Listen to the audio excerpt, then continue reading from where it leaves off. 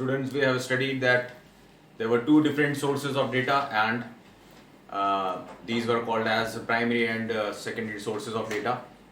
On the other hand, we have seen that what are the points that should be remembered to prepare a questionnaire, right? Then we have seen that closed-ended and open-ended questions can be prepared to be asked from the respondents. After this, we'll see that how this data is collected. What is the way through which the data can be collected? Or directly speaking, that what are the different modes of data collection, right? So let's see what are the different modes of data collection. Number one is, I want to just tell you one more example. Like you may have seen on television, some of the reporters are there who are asking questions from children or maybe housewives or general public, right? So these are these are the modes through which the data is collected.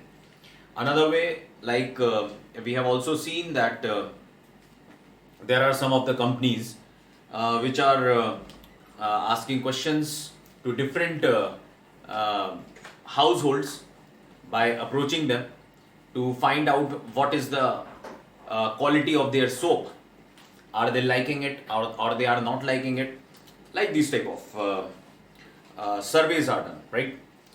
So these are the different modes of data collection. On the other hand, same for the political party. When they are going to select a particular candidate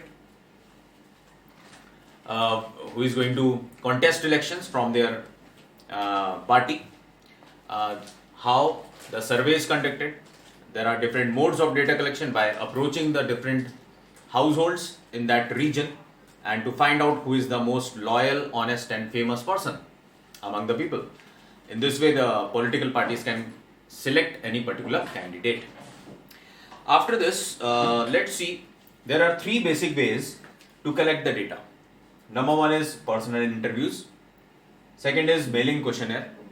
Third is telephone interviews. So if we talk about personal interviews, I'm going to read it from the NCERT book here. This method is used when the researcher has access to all the members. The researcher or the investigator conducts face-to-face interviews with the respondents. So first type of mode of data collection is personal interviews. This type of data collection can also be said to be as a face-to-face interviews, in which the investigator is going to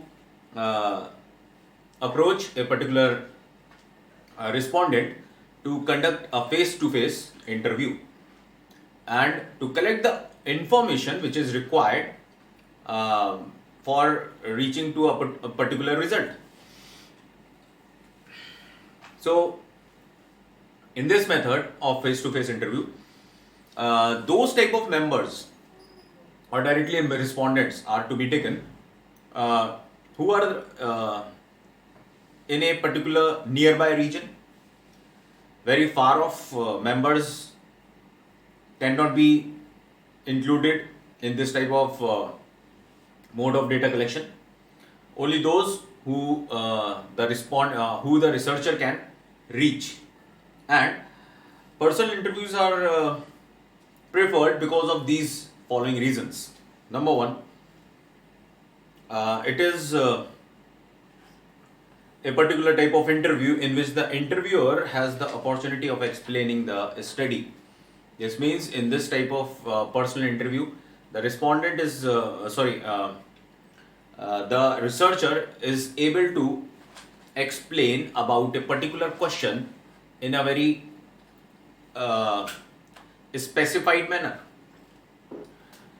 Or if the respondent is unable to understand about the question, then the interviewer can easily make him understand. So this is a type of face-to-face interview in which no wrong information can be collected, because these are the face-to-face interviews in which all perfect information can be collected. And apart from this, the interviewer can can request the respondent. The interviewer can also ask the respondent to expand the answer whenever it is required. And on the other hand, there is no misunderstanding, there is no misinterpretation of any of the question which is prepared in the questionnaire, because the interviewer is in front of the respondent. So this type of face-to-face interviews are very much reliable, and it gives us very perfect results. And another reason is why face-to-face interviews are preferred, because supplementary information can also be collected in personal interviews, because whenever the respondent is going to answer any question, the interviewer can make out from his expressions whether the answer to any particular question is right or wrong, or is the respondent going to hide something. Everything can be easily taken out from the expressions only in face-to-face interviews, and therefore these type of interviews are preferred. But there are also some of the disadvantages, demerits of personal interviews. So just now we have seen that how personal interviews are so much preferred, but there are also some of the disadvantages of personal interviews. In this sequence, number one is demerit. It is very expensive, because the interviewers have to conduct face-to-face interviews in which a lot of expenditure has to be done, and it takes too long to conduct all the to conduct the survey, to reach all these type of respondents which are going to be included in the face-to-face interviews. So it is expensive mode of data collection, and it is also time taking. Second demerit is that more time is taken to collect information from the respondents in face-to-face interviews or personal interviews. Apart from this, the interviewers are also trained. In training also, a lot of expenditure is to be done. This means more cost is incurred in the personal interviews, and presence of the researcher may inhibit the respondents. Another thing is this: most of the time whenever questions are asked from the respondent, because the interviewer is present in front of the respondent, so maybe the respondent is unable to answer, or he is hesitating to answer any particular question. So this is another demerit. So as personal interviews are much more preferable, but it also has some demerits. Then we'll move to the another type of collection of mode of data collection. This is mailing questionnaire. In the mailing questionnaire, what happens is that in this type of mode of data collection, when the data in a survey are collected by mail, when the data is collected by mail, the mail is sent to the respondents, and in that mail all the questionnaire, or we can say all the questions, are written down, and this mail is also carrying one request. The request is that to return the questionnaire after answering all the questions. This request is also sent in the mail, so that the respondent should answer the questions, and after some time, finishing of that particular answers to those questions, they have to return the mail back.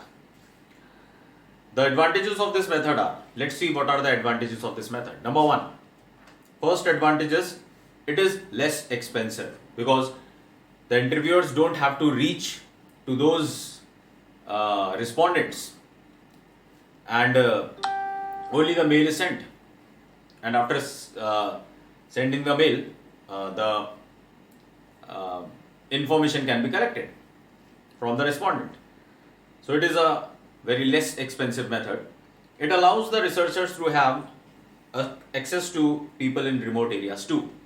So, as in the personal interviews, only in nearby regions the respondents were to be included in the survey, but in this type of mailing questionnaire, uh, even the remote areas where the respondents are there, they can also be covered in this type of mailing questionnaire mode of data collection. And it does not allow influencing of the respondents by the interviewer, like in the face-to-face interview. Because of the presence of the interviewer in front of the respondent was hesitating to answer some of the questions. But in this, there is no hesitation or no influence of the interviewer in front of the respondent, because the interviewer is not present in front of the respondent. It also permits the respondents to take sufficient time to give thoughtful answers to the questions. Another benefit of mailing questionnaire is that sufficient time can be taken by the respondent to answer the questions which are written in the mail. Nowadays, online surveys are conducted in which short messaging service is also available, SMS. Through that also, the data can be collected. But there are also some disadvantages of